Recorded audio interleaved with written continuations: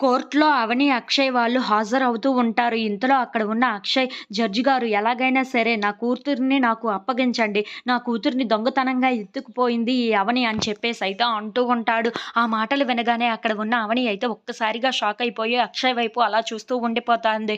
ఇంతలో అక్కడ ఉన్న శ్రీకర్ అయితే అవని వైపు అతను మాట్లాడుతుంది చాలా తప్పు యువర్ ఆనర్. అది ఎలా అంటే ఒక తల్లి ఎప్పుడైనా తన బిడ్డని దొంగతనం చేయాలనుకుంటుందా? తన ప్రేమను పంచాలనుకుంటుందే తప్ప గాని తనని ఎప్పుడైనా ఎత్తుకుపోవాలని చూస్తుందా? తన కడుపున పుట్టిన కూతుర్ని ఎలా ఎత్తుకుపోవాలనుకుంటుంది? తన ప్రేమని ఎలాగైనా తనకే పంచాలి అనుకుంటుందే తప్ప ఇతను తప్పుగా మాట్లాడుతున్నారు యువనార అని చెప్పేసైతే అంటూ ఉంటాడు. ఆ మాటలు వినగానే అక్కడ ఉన్న అక్షయ్ అయితే ఒక్కసారిగా షాక్ అయిపోయి శ్రీకర్ వైపు అలా చూస్తూ ఉండిపోతాడు.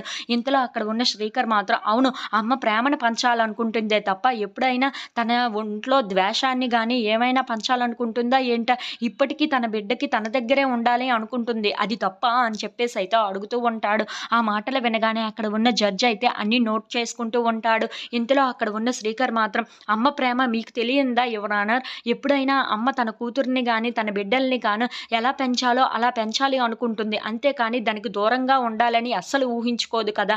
తనకి దూరంగా ఉండలేదు కూడాను. అందుకే తన కూతురిని తన దగ్గరే ఉంచుకోవాలని ఒక తల్లి ఆరాట పడుతుంది.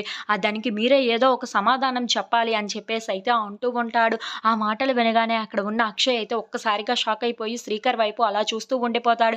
ఇంతలో అక్కడ ఉన్న అవని మాత్రం తన బిడ్డని కోసం చాలా తాపత్రయపడుతూ ఉంటుంది. ఇంతలో అక్కడ ఉన్న శ్రీకర్ మాత్రం అవును యువర్ ఆనర్ మీరే ఏదో ఒకటి ఆలోచించి తన తల్లి దగ్గరికి తన బిడ్డని పంపించండి. మీరే ఏదో ఒకటి న్యాయం జరిపిస్తారనే ఇక్కడికి వచ్చింది నా క్లయింట్ అని చెప్పేసైతే అంటూ ఉంటాడు.